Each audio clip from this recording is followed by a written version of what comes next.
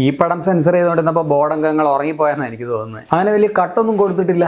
Evil dead burn കണ്ടു. 2023 ഇറങ്ങിയ evil dead rice എന്ന സിനിമ സംവിധാനം ചെയ്തത് ലീ ക്രോണിനായിരുന്നു. ഈ വർഷം ദ മമ്മി പുള്ളിയാണ് ഡയറക്ട് ചെയ്തത്. പക്ഷേ ഈ സിനിമ സംവിധാനം ചെയ്തിരിക്കുന്നത് സെബാസ്റ്റ്യൻ വാനിച്ചക്കാണ്. ആ ഡയറക്ടറുടെ മുമ്പിലത്തെ സിനിമ ഇൻഫെസ്റ്റഡ് എന്ന് പറഞ്ഞൊരു ഫ്രഞ്ച് ഹൊറർ പടമുണ്ട്. കിടിലം പടമാണ്, ഞാനത് റിവ്യൂ ചെയ്തിട്ടുണ്ട്. ആ പടവും വേണമെങ്കിൽ എന്റെ ആ റിവ്യൂ വീഡിയോ നിങ്ങൾക്ക് ഒന്ന് കണ്ടു നോക്കാം. അപ്പൊ ഇന്ന് ഈവിൾ ഡെഡ് ബേൺ എന്ന ഈ ഇംഗ്ലീഷ് സൂപ്പർ നാച്ചുറൽ ഹൊറർ ഫിലിമിനെ കുറിച്ച്.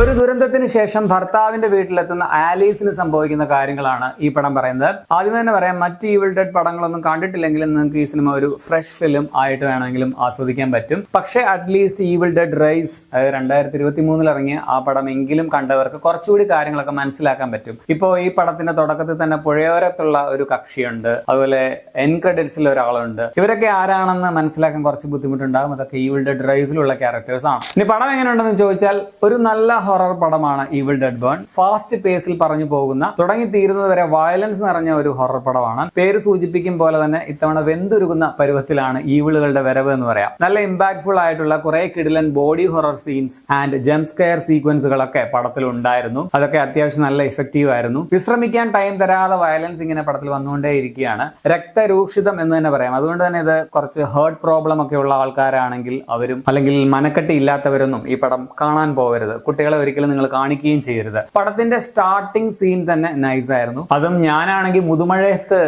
ഡയറക്റ്റ് ആയിട്ട് തിയേറ്ററിലേക്ക് കയറി അങ്ങനെ പോയി പടം കാണുകയായിരുന്നു. അതുകൊണ്ട് നല്ലൊരു വൈബും എനിക്ക് കിട്ടിയെന്ന് പറയാം. ചില സീനുകളൊക്കെ കുറച്ച് ഫണ്ണിയുമായിരുന്നു എന്നും പറയാം. ഇപ്പോൾ അമ്മായിമ്മ അമ്മൂമ്മ തമ്മിലുള്ള ചില രംഗങ്ങൾ ഉൾപ്പെടെ കുറച്ച് ഡാർക്ക് കോമഡി വൈബ് സമ്മാനിക്കുന്ന രീതിയിലുള്ള ചില സീൻസ് ഉണ്ടായിരുന്നു. ചിലപ്പോൾ ട്രോൾ ചെയ്യാൻ പോലും പറ്റുന്ന രീതിയിലുള്ള ഐറ്റംസ് ആണ്. സ്റ്റിൽ അതൊക്കെ എന്റർടൈനിങ്ങും ആയിരുന്നു. ടെക്നിക്കലിയും മികച്ച ഒരു സിനിമയാണിത്.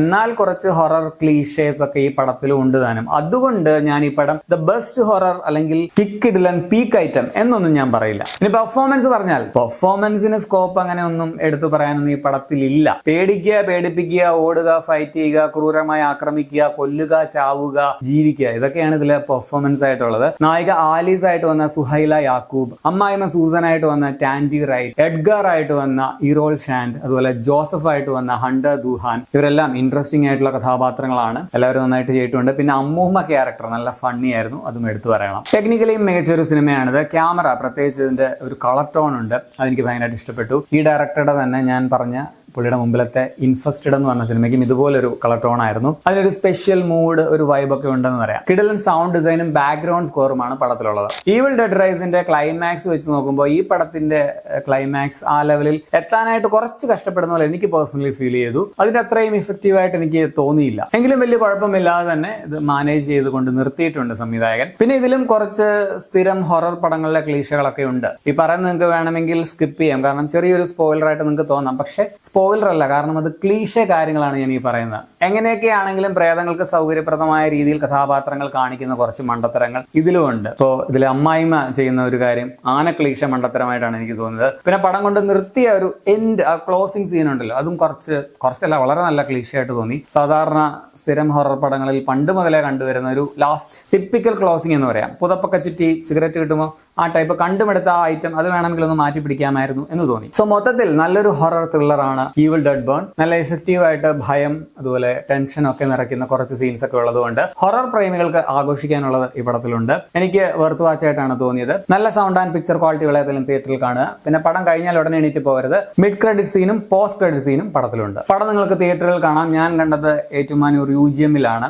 ഞാൻ കണ്ട തിയേറ്ററിൽ ഇംഗ്ലീഷ് സബ് ടൈറ്റിലും ഉണ്ടായിരുന്നു. 1 മണിക്കൂർ 52 മിനിറ്റ് ആണ് സിനിമയുടെ റൺ ടൈം. ഇതിന്റെ പ്രമേയം കൊടൂര വയലൻസ് ഒക്കെ കൊണ്ട് സ്ട്രിക്ട്ലി 18+ ആണെന്ന് പറയാം. അപ്പൊ നിങ്ങൾ ഈ പടം കണ്ടുള്ളവരാണെങ്കിൽ നിങ്ങളുടെ അഭിപ്രായം കമന്റിൽ രേഖപ്പെടുത്തുമല്ലോ. ശരി, എന്നാൽ